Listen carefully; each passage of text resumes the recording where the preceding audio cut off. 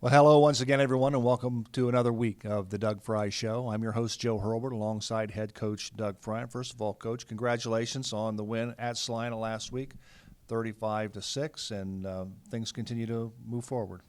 Thank you, Joe. And it's always tough to win over there, and it's a tough environment to play in. And you guys were right out in the open there, announcing the game. I bet you had the cowbell mafia around you too. We did. And so everybody had a little bit of a challenge there, and but I was proud of the way our kids responded. Well, let's take a look quickly at the Western Buckeye League standings as we do each and every week, and we still have three teams atop the Western Buckeye League, all with 7-1 marks. That's Wapak, OG, and Kenton. St. Mary's, of course, is 6-2, followed by Van Wert at 4-4, Shawnee 3-5, Salina, Bath, and Defiance 2-6 marks, and Elida still winless. Now, when it's all said and done at the end of this week, looks to me on paper that there should be co-champions of the Western Buckeye League, and I say that simply because the Wapakoneta Redskins travel to OG to take on the Titans, and if one of them loses, that will give them 2 losses, and I'm not so sure Kenton should have any trouble with Elida, as I said, on paper. So one of the teams, Wapak and OG, will finish with 1 loss, and Kenton with. The other one will drop with 7-2. It's tough to go through this league without a loss somewhere. And more so than ever, the teams have become balanced, and there's good coaching in the league across the board, good athletes. So it is very difficult to do that. Well, our last week's scores, in case you didn't catch them, Van Wert defeated Bath 42-21. Wapak defeated Defiance 42-7. Shawnee defeated Elida 42-10. Kenton defeated OG 14-9. That was a hard-fought ball game because we got a score at halftime, and OG was leading at halftime, I believe. But this week in the Western Buckeye League, as I mentioned, this one will be for a co-championship. It'll be Wapakoneta at OG. Shawnee's at Bath. Salina takes on Van Wert. Kenton will be at Elida, and of course the Defiance Bulldogs will come to Grand Lake Health System Field to take on the Rough Riders. Coach, how did your programs do last week? I think the only one you have left playing right now is your JVs, and I think their season as of last Saturday is complete. Everyone's complete but us. Our 7th grade, which is a club team, has decided to go on and play in a tournament in Indianapolis is what they're going to do. So they finished 8-0. The 7th grade did, so we were happy with that. Our 8th grade finished 7-1. Our freshmen beat St. Henry 30-0 in a ball game, and they finished 5-4. We kind of took some of those kids and moved them up with Hinkle and Parks coming up, and we, I believe, the only Western Buckeye League team we ended up playing at true freshman level was Wapakoneta, and we played pretty much a JV schedule and a MAC schedule. Their losses were all close, and then our JVs went 8-0. We had a 60-0 win over Salina on Saturday. So we're real happy with the numbers that are coming along. We're happy with the kids at our success level and the number of kids we've been able to play. And, everyone sees what happens on Friday night, but it is my job as a head coach to make sure the program is built and solid for the future. Absolutely. Well, as far as the computer rankings are concerned, after last week in Division III, Region 12, the Rough Riders jumped over Trotwood Madison to the 4th spot, so the Rough Riders are in the 4th spot. Trotwood Madison's in the 5th spot. But really, this Friday night will determine a lot as to whether we host or whether we travel. But we'll find that out, I believe, on Sunday. Is that when they do the pairings and traveling, who plays who? Officially, they do it on Sunday, but with Joe Itel and Drew Pasteur, all the way they figure that, and Drew Pasteur has it down to every game and every point and everything that's figured out, and it's a little too complicated for most anyone, but he's a professor at the College of Worcester, and he can figure out all the probabilities and the different situations, and so I think every coach in the state is paying attention to Joe Itel and Drew Pasteur, and you remember a few years ago, so I guess what I'm saying is pretty well on Saturday, and even late Friday night, you'll have a good idea. Now, a few years ago, if you recall, when there was a situation with a Saturday game being played and a forfeiture in Dayton City, that really wasn't resolved until Sunday, and we were as coaches, you're trying Saturday morning to start preparation. So I believe I had 4 different folders that we were putting together on Saturday morning. And I had folder 1 out, folder 2, folder 3, because it changed and changed and changed. So there is some variance based on Saturday games or forfeitures at the end of the season. So. Well, we're going to take a break. When we come back, there are 16 seniors that grace the roster of the St. Mary's Rough Riders this year. We're going to come back and we're going to have Coach Frye talk a little bit about the seniors that will be playing their last home game of the regular season this Friday night against Defiance. We'll do that and more when we come back right after this. Vogel's Bake Shop, making thousands of fresh donuts daily, open 7 days a week with stores at St. Mary's, Salina, and Walpock. Also now found in Wagner's IGA at New Bremen, Minster, and Fort Laramie. Welcome back once again to the Doug Frye Show. And before we get and talk about our seniors, Coach, let's remind everybody that this Thursday night at Guarneri's Pizzeria and Pub, the Rules of the Game show will be there, hosted by Zach Farrell along with Mark Sisko. So we encourage you to stop in there. Bring your questions. Had a great turnout last week. A lot of questions for Mark and Zach. So that'll be Thursday night at about 7:30, and it'll be broadcast live on Rider Nation Station. Coach, your seniors, they've given you 4 years, and they're really the heart and soul and the leadership of this ball club, and really will catapult this young squad, the juniors and sophomores, into next year. You got to be proud of this group of seniors. Extremely proud, and every year as a head football coach, you grow very attached to your senior group, and you do everything you can as younger players and as coaches to make sure that the seniors have as much success as they can have. And unfortunately, there's always injuries that occur to seniors, and that, to me, the most disappointing and frustrating part of coaching is when a senior does get hurt. Right. You know, anyone that gets hurt, it's disappointing, but when you're a sophomore, junior, you have a chance to come back and have a great year after that. But when it happens to a senior, that's the toughest part. But our senior group has been a tremendous group for us all the way through the program. They've been obviously with me now as a head football coach since the 7th grade. So these kids are the first true group. I just thought of that have come all the way through the program. Sure. Well, let's take a look at each one. The photos of each player will be on the screen. But before we do that, let's give some kudos and thanks to Stone Garden Photography, Cheryl Walters, for providing us with the pictures of the seniors for this year. So the first player up is Dylan Roby. Great photos. Stone Garden does a great job right there. I do appreciate that. Dylan Roby, his first year out with us, Dylan had not played in the past, and Dylan's seen some time at split end. He has nursed a number of injuries, so he's kind of been in and out of the lineup injury-wise throughout the year. He's back and healthy with us again now, which is good to see, and really wish I would have had him the whole way because I think he could have been a major impact player. But it's been an overall good year for Dylan. Kurt Bupp. Well, you know, if you had to say one guy's made a huge difference in the season, it's been Kurt Bupp. And Kurt, again, would be a perfect example. I try to take something from every senior and say, look at this young man for our young kids and take something you can build on it yourself. And just his perseverance. You know, we played a number of quarterbacks early. He had an arm that was hurt and it was a throwing arm early. And he continued to believe in himself and the system, and it's paying off for Kurt now. So he's had a tremendous year for us. And linebacker Lucas Walter. Lucas Walter, played a lot in the playoffs for us last year. It was his first time he saw major field time, and has really been a force on the defense for us, and had a tremendous year. And what I like about Lucas is his team-first attitude. Anytime there's an injury or somebody dinged, he said, Coach, just ask me, or what can I do to help the team, and where do you want to put me at? So it's had a great year for us. Carson Fishbach at defensive back. Of course, here's an example. Coach Dad, I coached son now, so I don't know if I should fully share that or not, but it gets my age in there. But Fish has done a wonderful job for us, extremely coachable, a 3-sport athlete. We love those 3-sport athletes, and had a great year for us. Trey Fisher.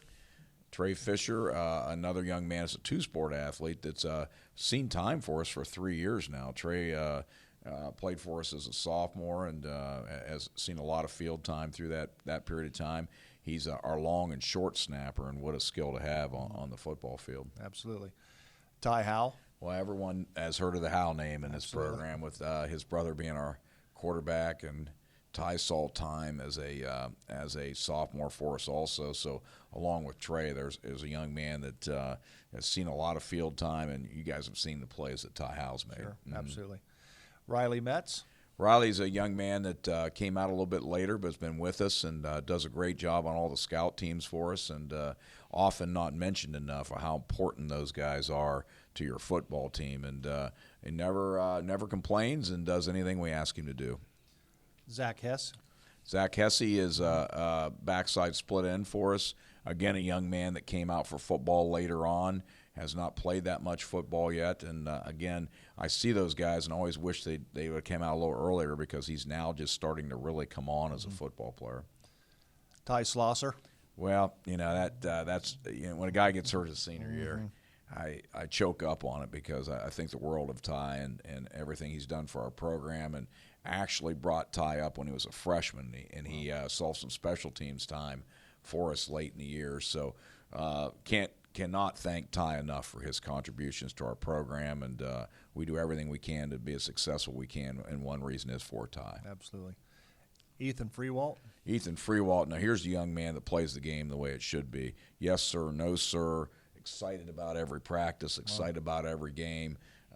Plays tight end. Plays receiver. Saw some time as a sophomore. So he's a kid that I feel like has been around forever, and just a great, great attitude. Jace Norton. Again, as you're disappointed, and I say we play for Ty, we play for Jace. Jace had a significant impact on our team last year. Did not play as a freshman, came back out as a sophomore, was lost this season with an injury, and very disappointing. And, we'll hope the best for Jace in the future. And, again, as I say, we're disappointed when seniors get injuries. Unfortunately, they happen. So, Logan Allen. Logan Allen plays offensive guard for us. Been a guy that's been key to our program all the way along. He's had a great year at offensive guard and just had a great career for us. Riley Swigert. Riley Swigert's our starting center. Had to replace Mitch Sewer and then Logan Peterson before that, so he had a couple tough guys to follow. I mean, good players. Played a little bit of O-line in and out last year at tackle for us, and is our starting center, and that's the key to our offense in the middle. Zeke Wajano. Zeke is a kid that just has been a good program guy, just like Riley Metz. Sees a lot of scout team time for us, and had an injury in the offseason that set him back a little bit, and worked hard to come back from it, but is a real important part of our team. Henry Spencer. Henry Spencer is a young man that was a soccer player early on, is one of our 3 kickers, and has a team-first attitude, and love having Henry around. And last but certainly not least, Blake Knorr. Not least, for sure. This young man who was a defensive player of the year in the area last year, and is a 3-year starter for us, and we're going to miss I call him Big Red there, and we're going to miss that guy. Great family kid, great team guy, just a great football player and a great person to have around. Well, that's a look at the seniors for this year's squad. We want to again thank Stone Garden Photography, Cheryl Walter, for providing us with the pictures that you've seen of each and every one of the seniors. And, of course, Coach, they play Defiance, their last regular home game. And, I remember playing, and Skip would always say, the game that you will remember the most will be your last one. And so this is the last one that these guys will put on the blue and gold and take the field here in St. Mary's. It's the last one they're guaranteed. Right. And it's in our house, it's at home, and that makes it even more unique for these young men. It's Parents' Night. We're going to honor their parents, and there's no more important people than your parents. And I tell our kids that all the time. Make sure you honor your parents with the way you play and the way you act. Absolutely. We're going to take a quick break. When we come back, we're going to take a look at last week's win against the Salina Bulldogs. We'll do that and more as the Doug Frye Show continues on Rider Nation Station right after this. Whether your goals include college education funding, retirement planning, generating income, or reducing taxes, at Glass Daringer Investment Management, we've got you covered. Stop in and speak with Jeff Daringer or Kevin Glass at 100 West Spring Street today. Glass Daringer Investment Management. Securities offered through LPL Financial, Member FINRA SIPC. All righty, welcome back once again to the Doug Frye Show. Joe Hurlbert along with head coach Doug Frye. Coach, again, last week, a big win on the road at Salina, 35-6. They run your record of 7-2 overall, 6-2 in the Western Buckeye League. Your offense had 227 yards of total offense. I think no turnovers, I believe, in the ball game. So that turnovers has to be a plus. Talk about your offensive performance. Well, first of all, early in the year, we were not on the plus side of the plus-minus turnover ratio. And I believe a year ago we were almost pushing plus 30 by the end and in the season, over 20. Wow. So we're now at about a plus 12 or plus 13. So we constantly, as coaches, are talking about that, taking care of the ball and finding the turnovers and then working for that play.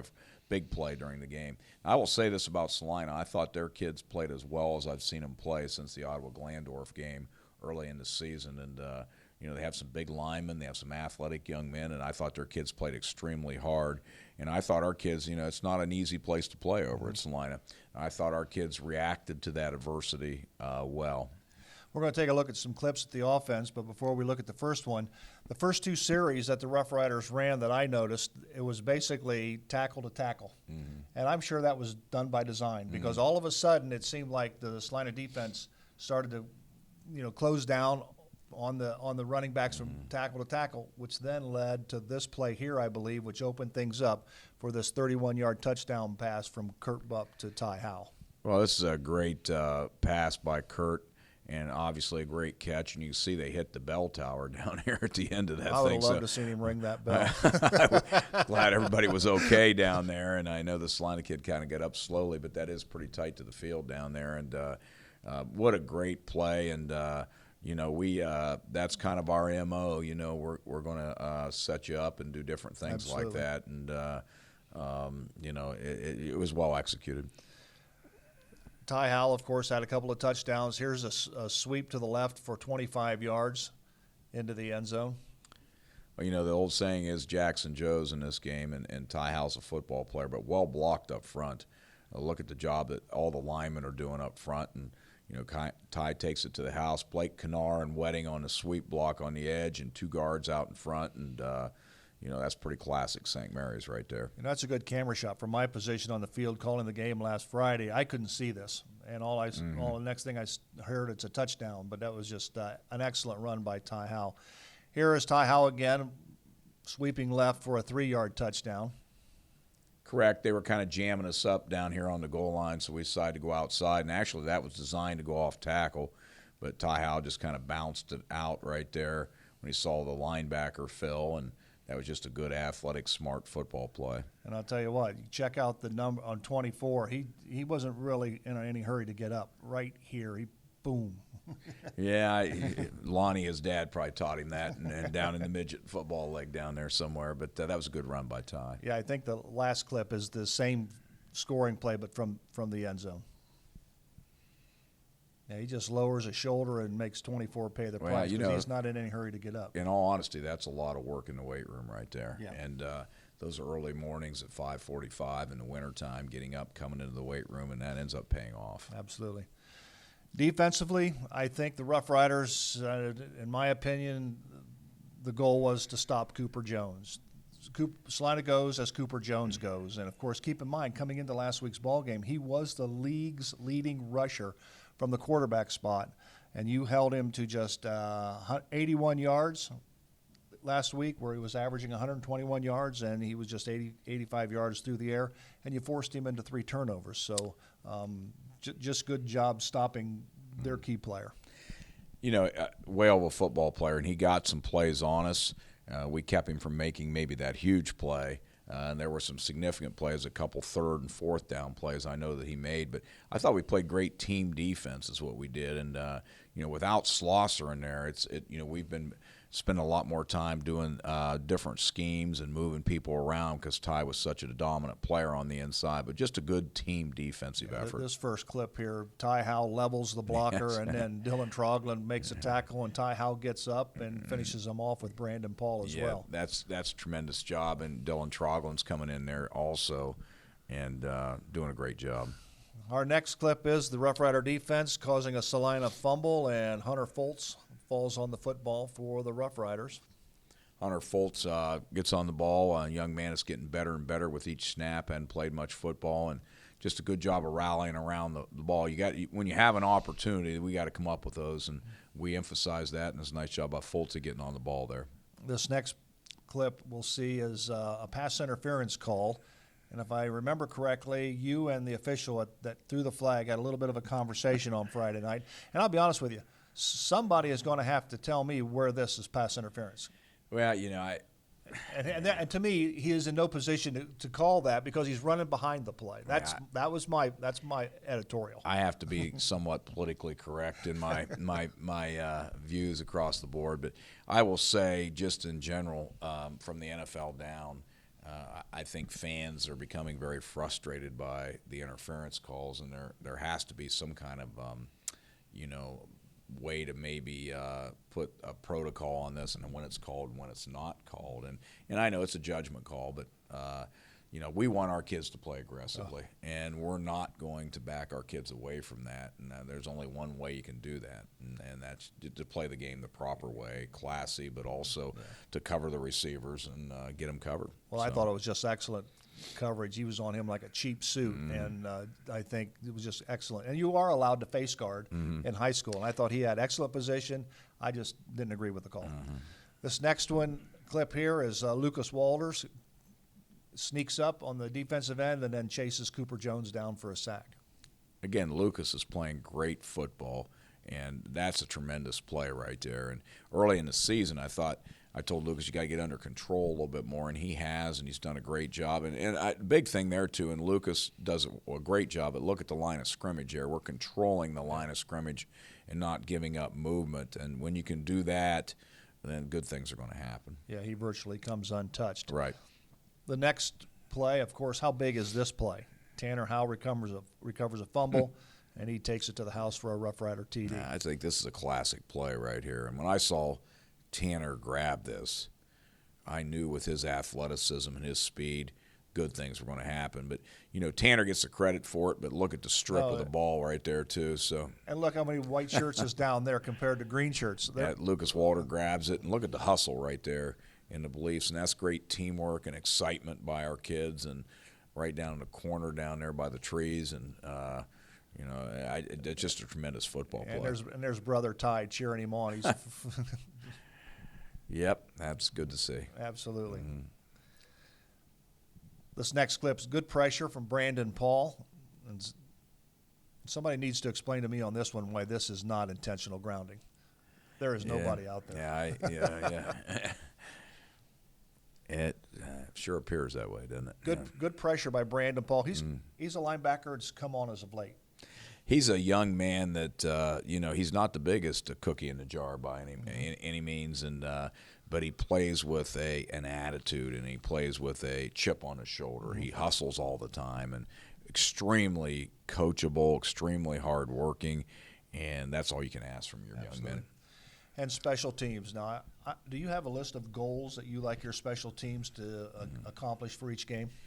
We all share special teams coaching positions, but frankly, I take the lead role on special teams. I think it's important for your head coach to show the importance of that. The only helmet awards we put on the front of the helmet are special teams helmet awards, and we practice special teams first thing every day.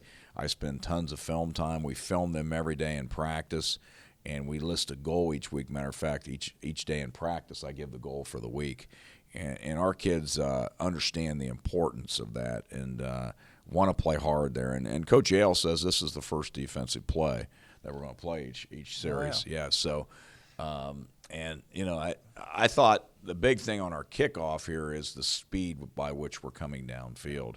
Obviously, Brandon Bowers doing a great job kicking the ball deep there too. Right. Well, here you can see the special teams getting down and stopping the kickoff returner at the 20-yard line, which is pretty good hustle.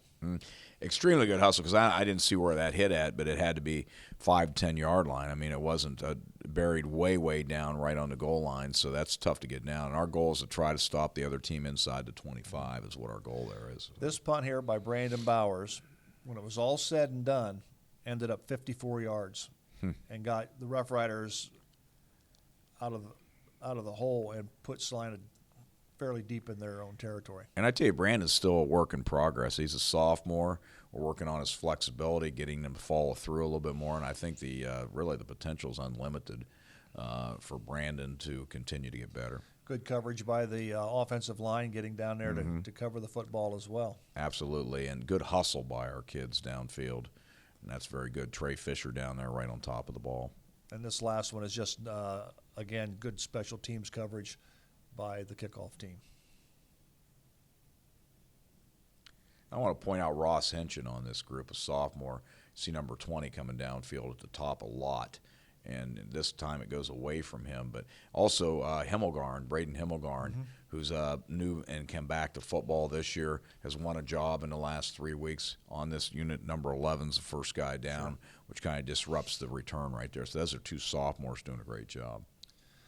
Well, that's a look at last week's game. Coach Frye and I'll take a break. When we come back, we'll take a look at this week's opponent for week number 10 as the regular season wraps up for the Rough Riders at home against the Defiance Bulldogs. We'll do that and more as we continue on the Doug Frye Show right after this. If you're in the market to buy or sell a home, your job is made easy with Scott Ross Realty. Contact one of their hardworking, well-trained agents today at 419-305-4373 for all of your home buying and selling needs. Scott Ross Realty, wishing all Rough Rider sports good luck.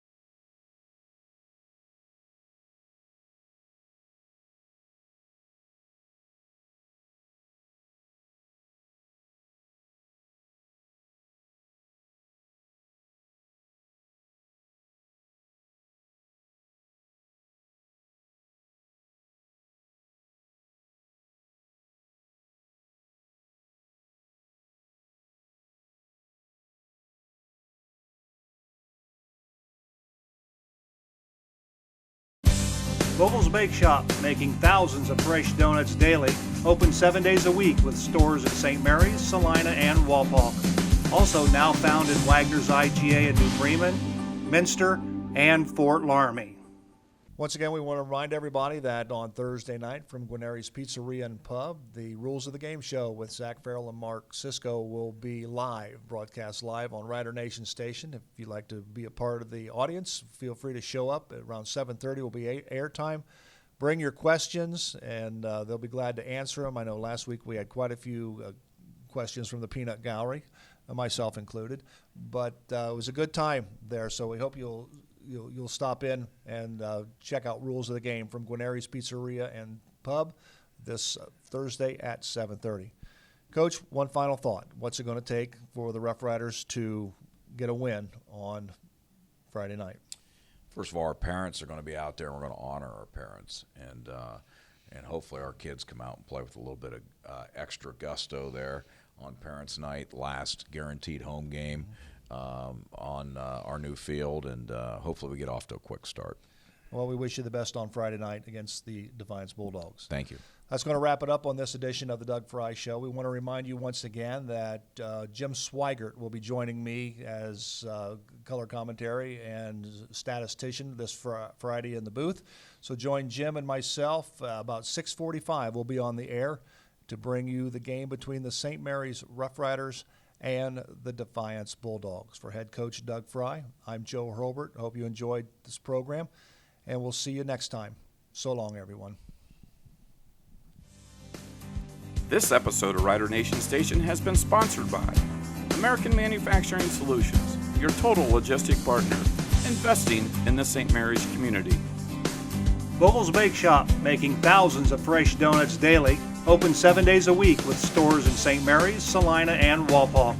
Also now found in Wagner's IGA in New Bremen, Minster, and Fort Laramie. Whether your goals include college education funding, retirement planning, generating income, or reducing taxes, at Glass Derringer Investment Management, we've got you covered. Stop in and speak with Jeff Derringer or Kevin Glass at 100 West Spring Street today. Glass Derringer Investment Management, securities offered through LPL Financial, member FINRA, SIPC. If you're in the market to buy or sell a home, your job is made easy with Scott Ross Realty. Contact one of their hardworking, well-trained agents today at 419-305-4373 for all of your home buying and selling needs. Scott Ross Realty, wishing all Rough Rider sports good luck.